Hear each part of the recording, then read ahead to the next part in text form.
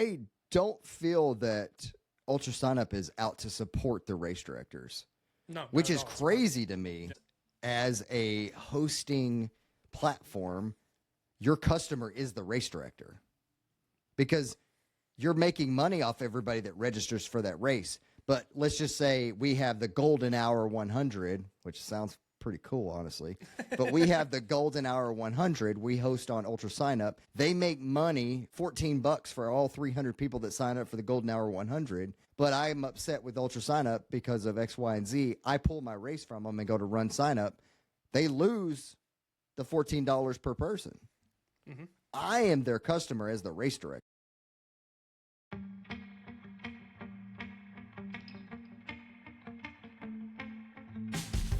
It's Golden Hour Adventure Time, featuring everyday people doing extraordinary things. From the peaks of victory to the valleys of defeat, these are their stories. Now, from the back of the pack, your hosts, Justin and Robbie. Hey, welcome to Golden Hour Ventures. Today we have a cool episode. We're going to drop a few things that have just been on our mind and a few things that were on your mind. So I got some feedback from some of the listeners, and I'll bring those topics up and we'll go from there. But first, Robbie and I were just talking about the Mount to Coast T1s. We both just got a pair. Of course, I haven't even tried mine on yet because I have my snowshoes. I have my snow road shoes. And so those are going to be spring, fall, summertime shoes. But Robbie, what are your first thoughts on the T1s? First thoughts. Well, I put them on and I was thinking they were going to feel like the H1. That was an expectation on my part I probably shouldn't have had because they're a different shoe. So I put them on. The laces are like the old, this Solomon style speed laces, which I love because I hate when shoelaces come untied. See, I don't like that. I don't like the Solomon lacing. I don't know why, but I've never had a problem with it breaking or anything, but that's just a fear of mine as I'm out, on a race and that thing pops and it's just like, okay, well, like at least with lacing, I feel like it's more secure. You probably won't have an issue, but yeah, I don't know. Never even thought about that, to tell you the truth. Now that fear's in your mind. Yeah, I had a pair of, I'll just carry those extra set of laces they give us in my pack. I did have a pair of Solomon S-Labs with the thing break, and that was back in the day ago. Yeah. I don't remember what I did. I think Solomon's gone to a lot of the regular lacing too, though, right? Haven't they? I don't know, to tell you the truth. I still think on the S-Lab and the higher end race shoes, it's still the speed laces. I could be wrong. I have a pair of their winter boots. They're not boots, they're shoes, but they have the built-in gaiter. Oh, yeah. Yeah, and they have the speed lacing system. They have the speed laces. Yeah. I put them on. I went and did a pretty technical run. I felt pretty clunky in the beginning. I guess I'm just so used to those H1s. But by the time I just put them on and did 14 miles, how I roll. So by the time I got to like 10 miles, I was feeling really good and comfortable in them. So time will tell. I do like them. They remind me a lot of like the Mafates without the cushion. Without the cushion, like that same type of feel to the ground. I get that feeling with them, and I think I'm pretty sure I'm going to like them. So they don't have as much cushion as the H1. No, and maybe that's a break-in thing. When you put that H1 on, you just feel the cushion.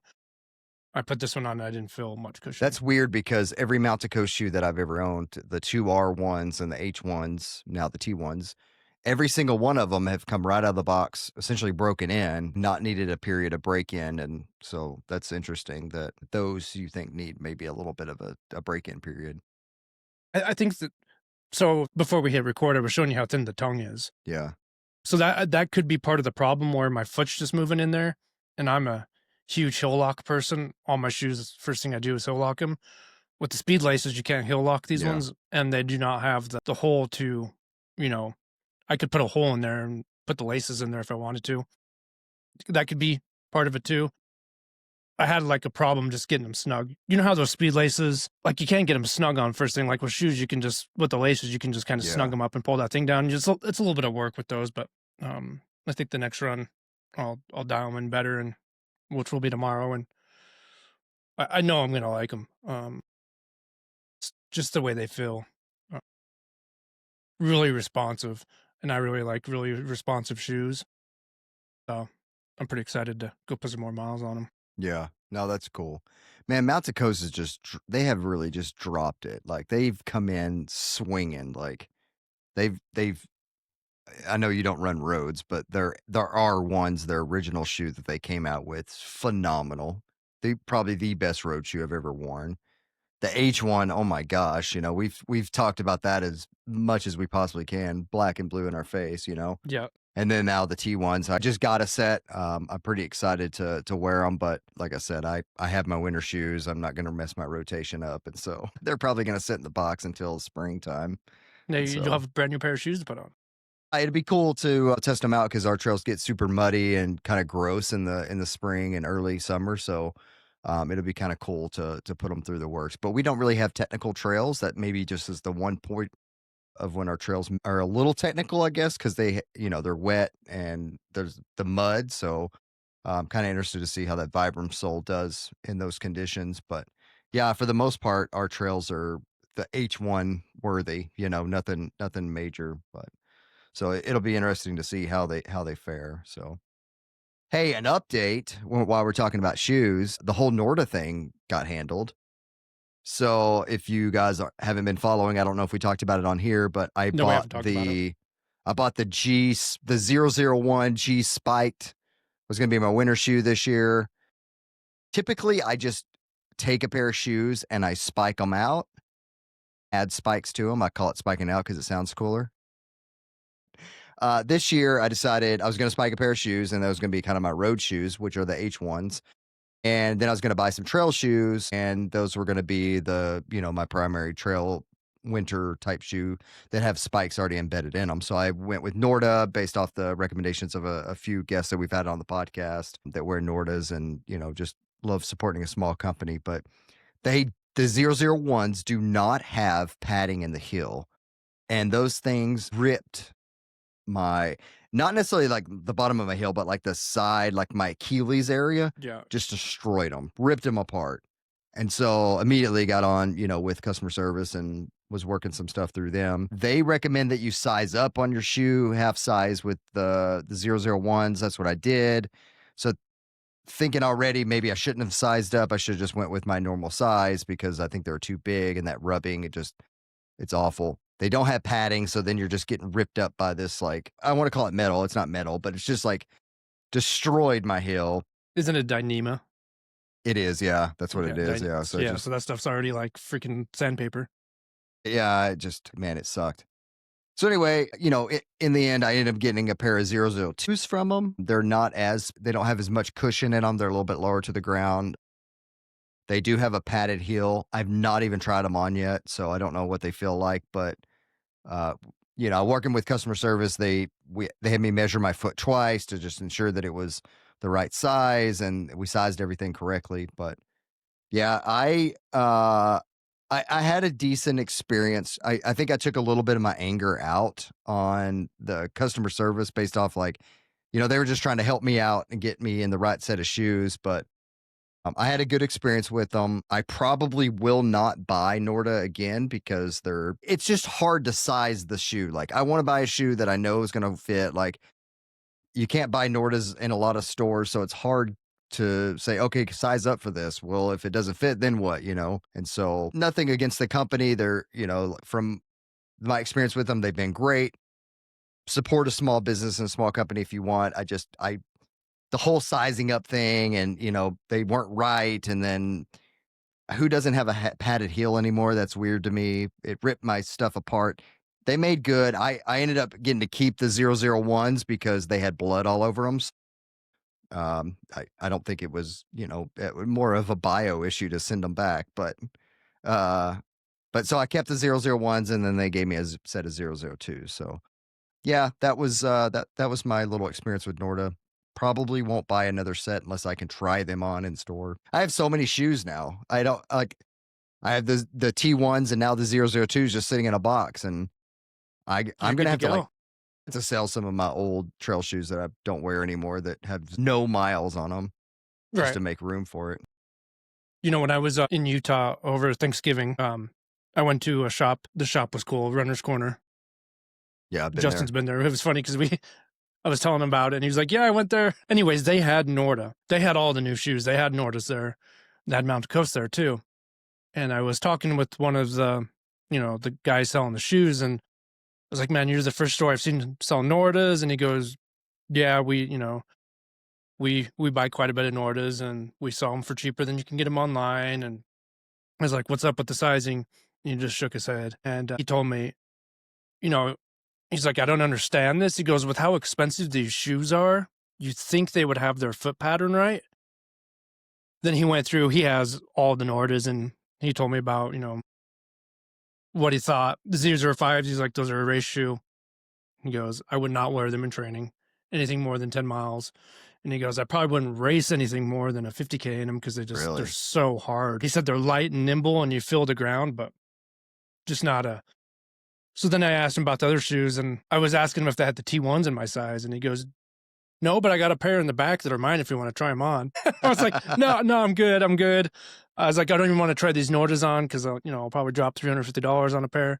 But we got to talking and, about those Nordas, and, that store sells them. And he said they're going to quit carrying the 001s because they're having their issues with the sizing. Luckily enough, you can try them on in store there, but, it was kind of until they get their shit together type of thing. Why would we carry like a boutique shoe, right? It's a boutique shoe. It's $350 for the 0.5s, I think. And I think the 0.2 and 1s are $285 or something. Yeah, they're expensive. I mean, from what I've been told, they're 1,000-mile shoes. And the individual that told me they're 1,000-mile shoes, I know for a fact that he beats his shoes up. And so, he's a very trustworthy individual. Jason Horvath, we've had him on here before. Yep. And so I trust when he says that they're 1,000-mile shoes. And so you're going to get your money's worth out of them. I don't doubt that, but man, at what cost? Like, just reading reviews online from the 001s, most people have the same experience as what I had with their heels getting ripped apart. They actually sold them. They sell the Nordas down in Anchorage at Skinny Ravens, the shoe store down there. And I was talking to the guy down there about them, and he was like, yeah, I just bought my normal size. He's like, I didn't even worry about sizing up. He said, I had the heel issue. It hurt, but it wasn't as bad. And I told him my story, and he's like, yeah, you probably didn't even need to size up. And then when you did, that loose shoe just destroyed you. But the thing is like, I thought the shoe felt right. It felt right to me. So I don't know if maybe my shoe was right. And I'm telling you, man, that lack of padding is just awful. Like, I don't understand what the decision behind that. It was weird. It's weird. You want a shoe to be comfortable, not, I don't know. Yeah, I agree. But you know what's exciting too is, we're seeing these shoe companies come out, Mountain Coast, Norda. There's that other Chinese company. I can never pronounce the name. The shoes look crazy, weird. Clip Run or something like that. Yeah. Yeah, you know what I'm talking about? I do, yeah.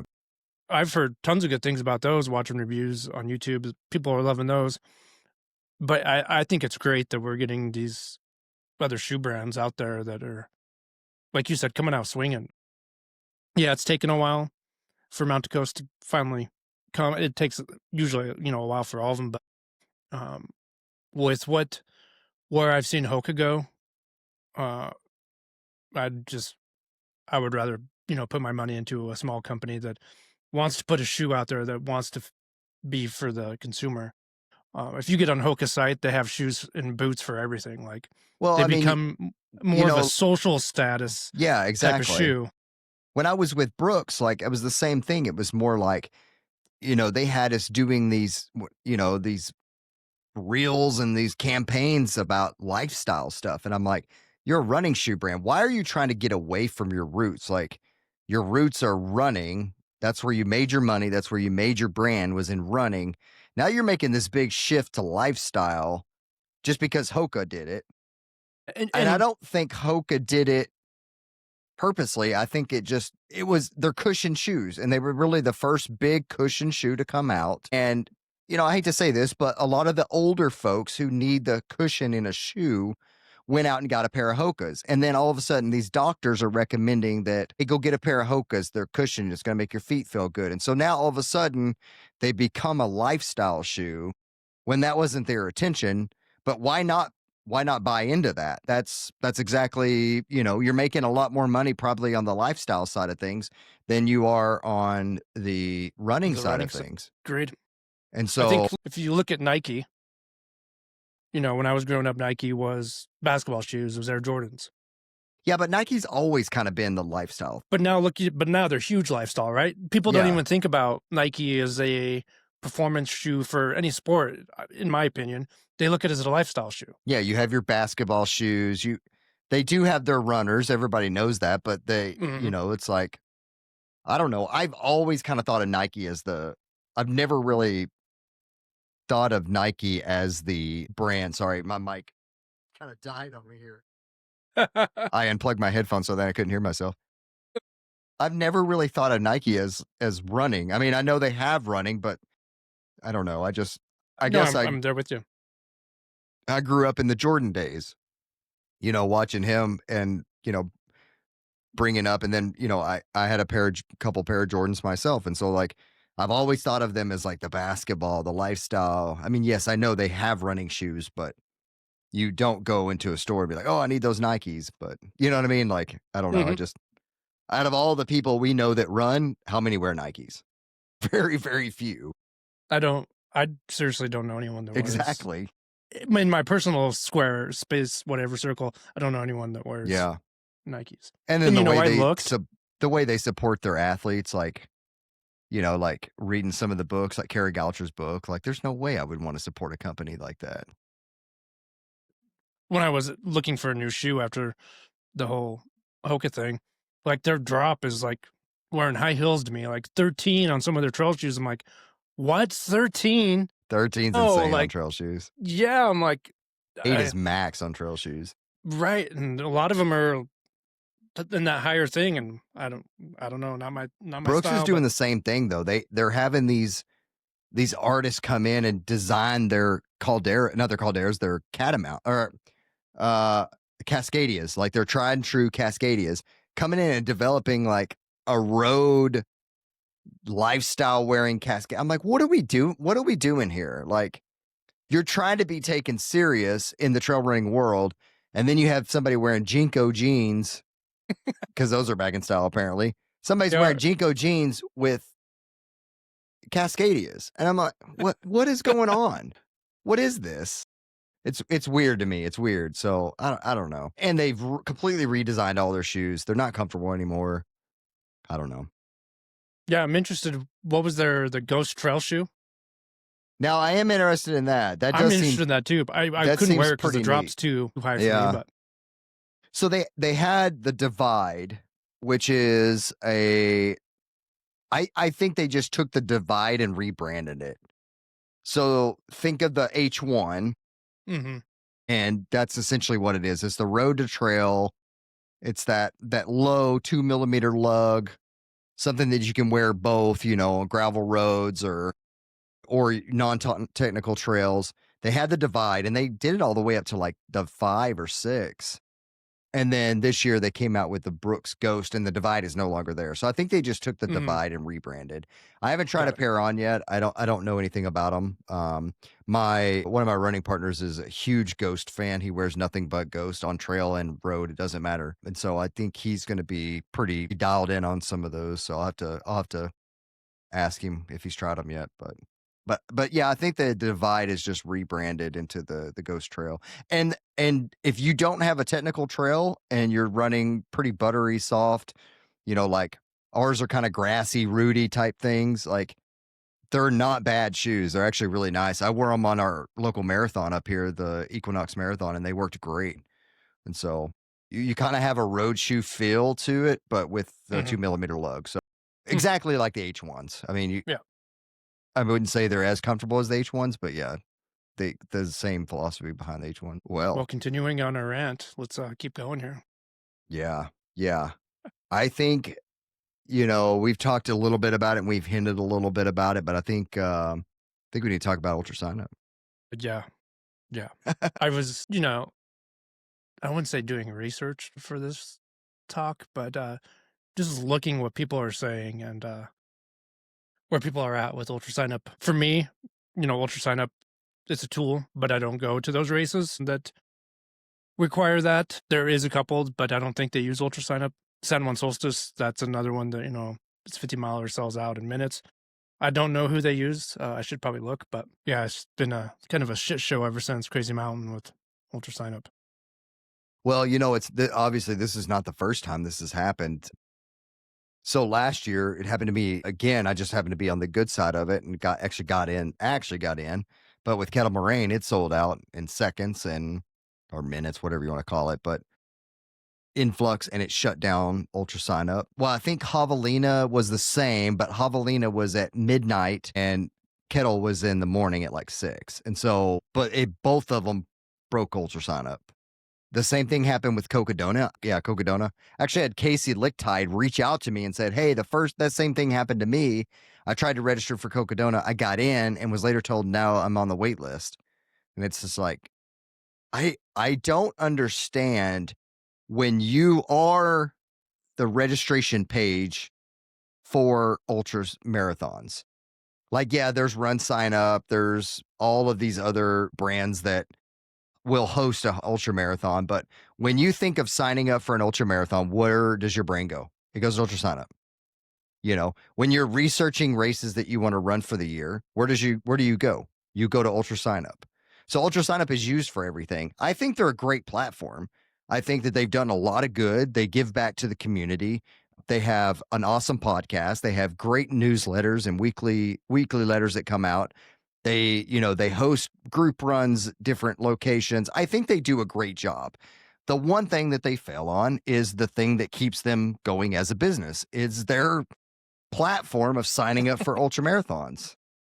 So take all of the good aside, if you're constantly getting broke from people trying to sign up for ultra marathons, you're going to be known as, the platform that sucks, right? And I don't know what the answer is. Like, I'm not an IT guy, so I don't know. Do they need a bigger server? Is their hosting site too small for the capacity they're trying to grow? Like, I don't know what the answer is. Robbie, you said you did some research, so maybe fill us in a little bit. Well, I mean, my research was more of, people upset and this, happening more than once.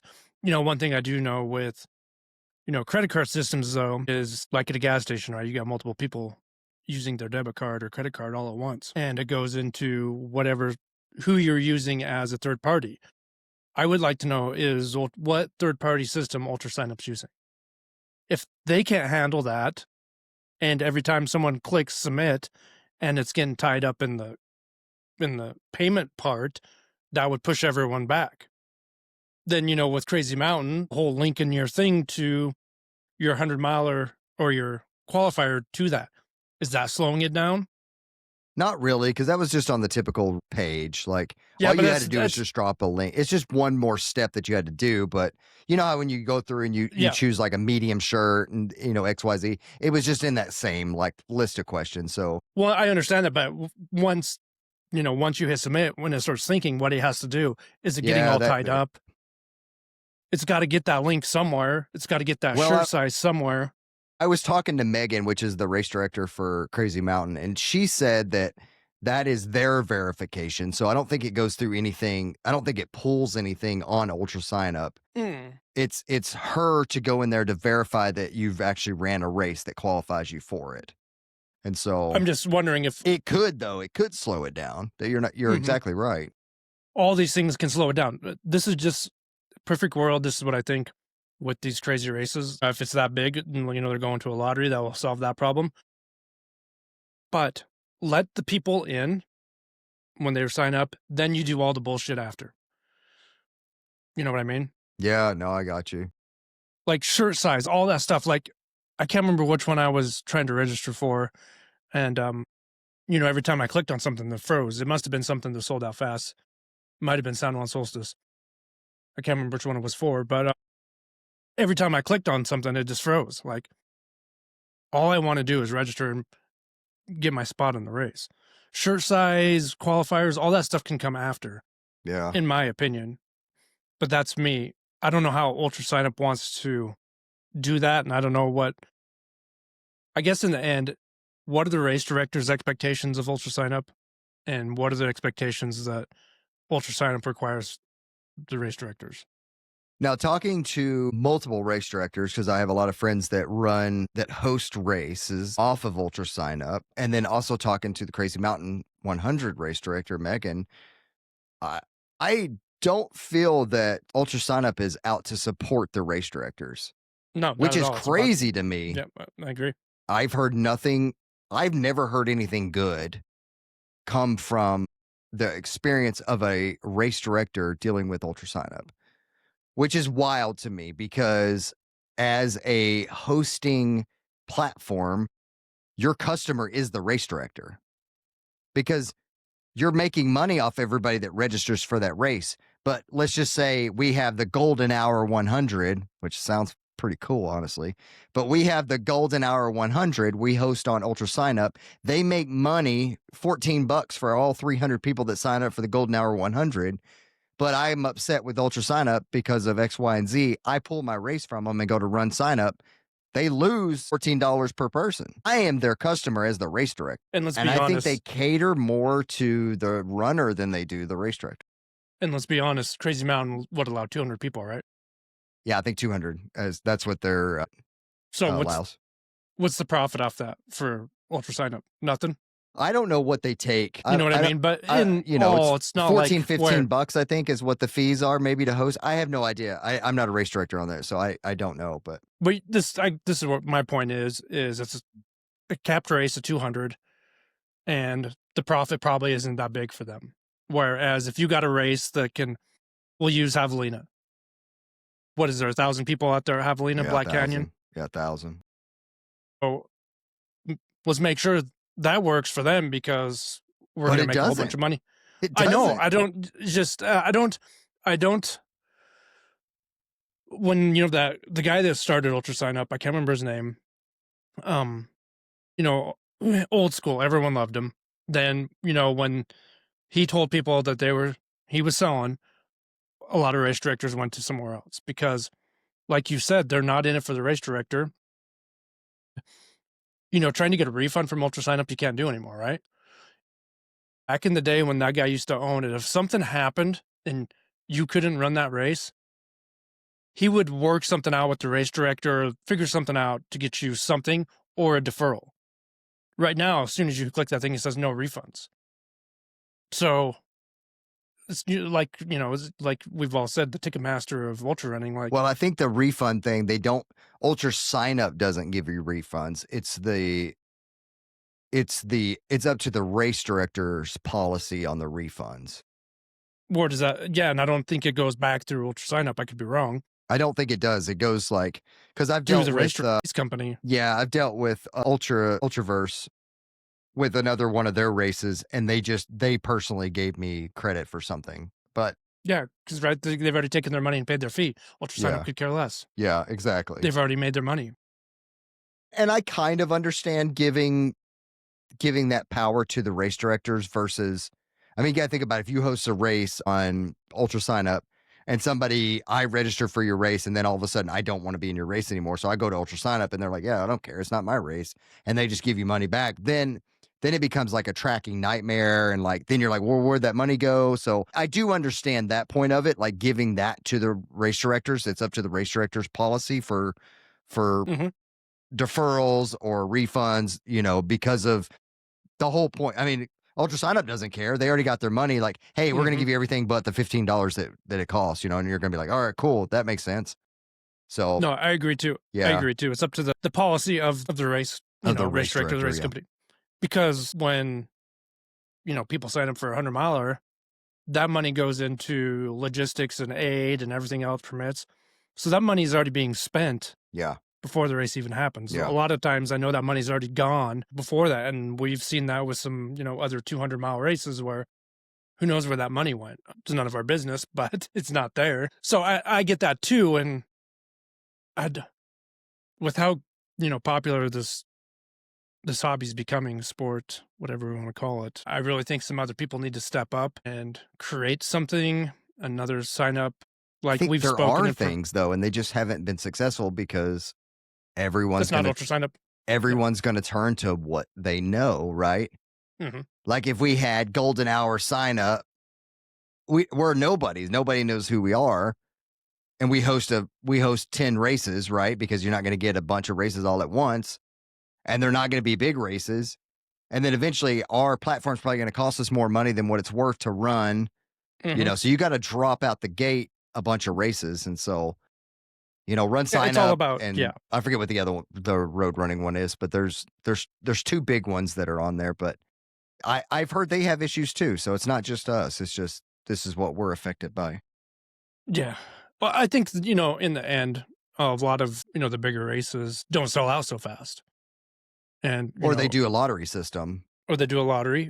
I mean, you got Chicago that has 30,000 people in. You have to do some sort of lottery thing. Like how they do it, I don't know. Maybe don't tell people they're in until you know if they're in. Yeah.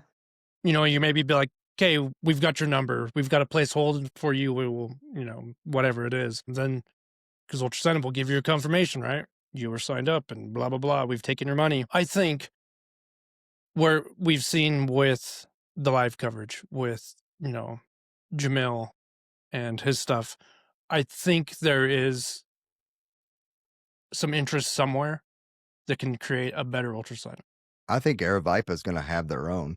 I would hope so. I would hope someone that has the money, the investors, and is willing to drop the money, because just like you said, it's going to have to be all, right? It's going to have to be all encompassing, like, hey, we need 100 races to sign up. So there's going to have to be something to make it beneficial and make money off of it. But I mean, I don't know what that... if Aravaipa drops theirs, they're immediately going to pull every single one of their races off of UltraSignUp and throw it on their own platform. They have arguably 3 of the biggest races in the U.S. between Cocodona, Black Canyon, and Javelina. You're already getting tons of people, tons of site there, and that in turn is going to pull other races to their platform. And I see them dropping one. I really do. And in my opinion, this is where the entrepreneurial side comes from. You change your race fee, whatever it is, to pay for that service fee. You just put it in there. Hey, my race costs $500. Add tax on at the end, you're paid for. Some races do that. Some races do that. They do. Some people include, and I think Ultraverse does that. I think their races include the taxes and fees. Yeah, everything. Yeah, right. Because being a consumer, I could care. Ticketmaster. I quit going to see shows like Red Rocks because by the time you see the fees, sometimes the fees are more than the ticket's worth, right? So I'm like, why would I pay this company to go see these people perform? I'm done. I'm not going to this. But now if this, band was like, well, our ticket's $7 and 25 of it's going to Ticketmaster, and I don't know, right? I'm going to pay. I don't care. At that point is way I decided to spend my money. And if Aravaipa is like, hey, Javelina, we can hold 1,000 people. They're signing up for our race. We're already making money. We don't need a service fee. That's true. There's ways to play this game. Well, and they may not have a service fee because it's their own race. Right, and exactly. So that's what I mean. They're not going to charge themselves a fee.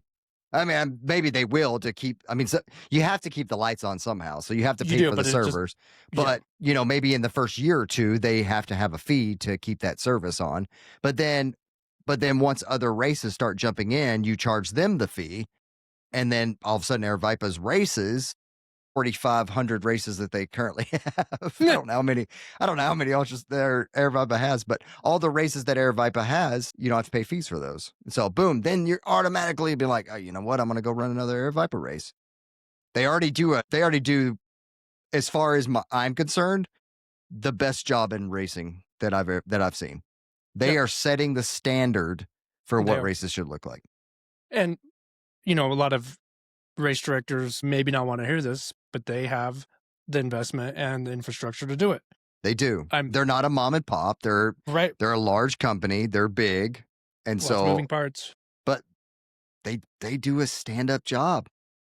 That's why people go, right? That's why people go, because they get the experience. Like when I was at Javelina, like, holy crap, it's an experience. You understand that. But then, I was doing a lap with my athlete and I was at the aid stations and I was just like, dude, these things are hyped. And like everybody knows Jackass Junction is like, yeah, it's a hype. It's a party there, which is, yeah, I understand that. But I mean, it was like 2 or 3 o'clock in the morning and that place was still popping. I was like, dang. And then even the smaller aid stations, which they weren't small, but they're smaller aid stations. Jackass Junction is their massive one, but they had two other ones that, were on either side of them. And even those, they were great. And like they had themes and they had food and they had people working there. And, volunteers is a tough thing to get sometimes, but they just do a stand-up job all the way around, and they're setting the standard for what races need to look like. And, it's your choice if you want to run that, if you're attracted to that, or if you want to, run a mom and pop race with none of the hype. But they still have smaller races like Coldwater Rumble. That's not a massive race. And so you're not going to be out there with 1,000 other people like you are at Black Canyon. But, so they have smaller races. And from what I've been told, they have the same standard at those races that they do at Javelina or Black Canyon. I just think that, they have a goal, a mission, and they're going to hold to it no matter the race, no matter the people. Whereas some mom and pop races that maybe put on, one race a year. I like to use the one here, Mystic Trail Race. It's a 7-miler, super low key, been put on, I don't know how many years now. It must have been 70 years by now. It's something like that. All the food's homemade, it's super cheap, but you know what you're going to get. You're going to get a little bit of a road race with some trail, and you're going to come back and sit down under the trees and eat some homemade food. I know that's what I'm going to get when I go there, and that's what draws me to it, because there is no it's just what it is, You see the same people year through year there. But then if I was like, well, Black Canyon, Cocodona, or Javelina, like I want to go throw my money into that. I know what I'm getting then. But then my expectations change to that, right? So that's where Aravaipa has a tough job too, because now everyone expects that of them. And if they falter once, people are going to be, oh, Javelina was shit this year. Is it going to be the same way next year? Yeah. It's a business in the end. People got to remember that it's our experience, what we make of it. But at the end, it's a business to these people. Yeah. Yeah. To wrap things back around, I do. I feel like Aravaipa has the capacity to drop a sign up type page for the races. And I think they do it. Yeah, because their races are being affected by it. And so, I mean, I don't know if I don't think Black Canyon sells out as fast as like Javelina or Cocodona does, just because I think of the amount of people that they let in Black Canyon. It's going to be only a matter of time before they drop it. I really do feel so. Yeah, I hope so too. I mean, UltraSignUp's been around for years, once it became somewhat incorporated. That's when the podcast and, the big push of all this other stuff came out. Before it was just old school. Hey, go sign up here. If you're looking for a race, sign up here. Yeah. The fees weren't too bad. It was just what it was. And here we are, the sport growing. Yep. Year by year. And one website per se can't hold all that. Yeah. With the growth. Yeah. Yeah, we'll see where the future holds for it. Hey, we had a listener reach out to us, and he was like, "Hey, I love your stuff." And I asked him, I was like, "Hey, what would you like to know about? What are some things you'd like to hear?" And one thing kind of stood out to me. Both of us being, I would say, experienced ultra runners, someone who's been in the game for a little while. Robbie, you way more than me, but one thing they wanted to know is like, what do you do after a 100-mile race? Like, how do you recover after a 100-mile race? Any long race for me, I don't do anything. I go home. I make sure after 100 mile or 100K, 50K or 50 miler is a little different. We'll just go 100K, 100 miler. I make sure I have that day off after that so I can sleep. My goal is to sleep as long as I can. Don't get out of bed. Don't make any plans. Well, the plans I do have are centered around food. That's about it. After my last 100, I slept for about 16 hours, got up and put my daughter in the car, and we drove to Dunkin' Donuts. Then we went to Krispy Kreme Donuts, and I ate like 8 donuts at each place. Then throughout that day, I just continued to eat that whole day. I was fortunate enough to take the next day off after that one. So I slept another 14, 16 hours. And if you have run a 100-mile race, you'll wake up in the middle of the night hungry, and I say go eat. You deserve it. Yeah, yeah. Get up and go eat. We see a lot of these social influencers where, they get done with a 100-mile race and they're at work the next day. More power to them. I don't think that's in my wheelhouse. I don't think that's part of recovery, depending on your work. Maybe if you have a lax office job and you can sit around, and I want to take in that whole experience. And, that 100 miles, 60 miles goes by so fast that a lot of times we don't process anything during it. But then after it's over, that's when you can really sit down and process. And I think that's the most important part for me, is to process what just happened. And, people are going to think I'm weird. Like, well, you ran 100 miles or 60 miles or wherever. That was a long time on your feet. And as well as I do, it's like, it's over in an instant. Yeah. And you're like sitting there and you're like, while you're there, it doesn't feel like it, but yeah, it is. Yeah. You're like, what the hell exactly. Like, then you're sitting there and you're like, at the finish line, or the next day you're like, what the hell just happened? And you're thinking about the day before. And that's when I really like to just sit down and think about the journey that I just went on. And I think for me, I'm dead on for what Robbie said. Like, take that next day off of work, next couple days off of work. You burned, oh my gosh, so many calories. So you need to replenish that. Don't worry about, I got to eat this much protein. I got to do this. Just go eat some food. It doesn't matter. Stop worrying about that. But here's the big thing that I do, and I think this makes the biggest difference for being able to sustain running after a race, is I take the next 2 weeks off from running. And I know that's going to hit a lot of people in their pride. Like, oh my gosh, I can't, like, what about Strava? What about this? And it's just like, dude, shut up. Like, who cares? Like, take the next 2 weeks off, like pick up a hobby that you let go while you were training for your 100-miler, and go hang out with your wife and your kids, or your husband and your kids, and, have some true downtime, relax. You just put your body through like 6 months of hell with all the training and then, the buckle chase of the race. So take some time. I take 2 weeks completely off, and I love it. I do. By the time that 2 weeks is over, I'm ready to start running again. The burnout session's gone. I'm pretty much, fully recovered. And that doesn't mean like take 2 weeks off from running and go ride the bike super hard. Like, don't work out at all. Like, don't lift weights. Don't ride a bike. Don't do anything. Just take 2 weeks off. It's not that hard. For a 50-miler, a 50K 50-miler, I'll take about a week off. It's not the end of the world. It's 1 week. It's 2 weeks. Yep. Just take it off, relax, and you'll thank yourself in the end. Yeah. And depending, another thing, what that 50K or that 50-miler is, if it's a part of your training, well, you got to get back on that horse and you might have to run some. You're right. If you use it if you're using the 50K and, as a training race, then yeah, but you just got to be systematic with it. Like, yeah, you have to be totally, yeah. You're going to run that 50K as part of kind of like right at your peaks, and then you're going to taper, which is kind of your rest as it is anyway. So yeah, and that's another thing too, is to get out there as coaches. If you go run 50K 50-miler,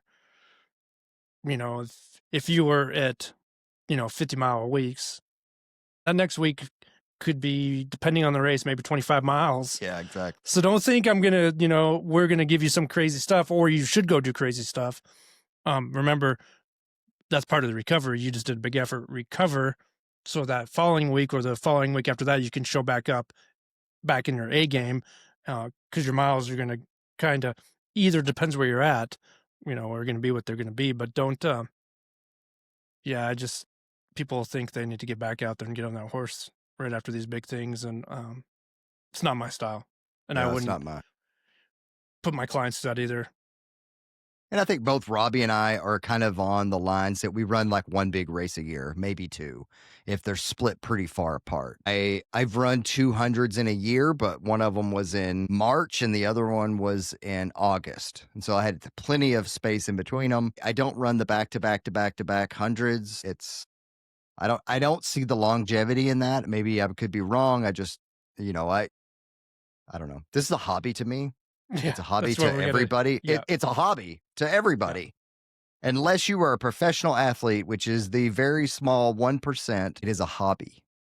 And it is not treated like a hobby. You don't see people that go fishing on a weekend out there just doing the crazy stuff that we do I get we put ourselves through craziness more than what fishermen on the weekend, but like, That's true. Holy crap. Oh, that's People true, take it yeah. way too serious. I know fishermen take it way too serious too. Well, yeah, but I was just thinking about it. I was like, I got to be fishing for 4 hours tomorrow. Then, Yeah, if I'm not up at 4 a.m. and fishing, then the end of the world. Then I got to get back up there the next morning at 4 a.m. and fish for 2 hours, damn it. I was signing up for this tournament and it wouldn't let me in. It put me on the wait list. Hey, if you love this podcast, leave us a like, leave us a review. We love having fun. I think this was a great episode. I love ranting, and we have this platform to rant, and it's a place we can do it. So if you love these, please leave us a like. Please leave us a follow on the Instagram.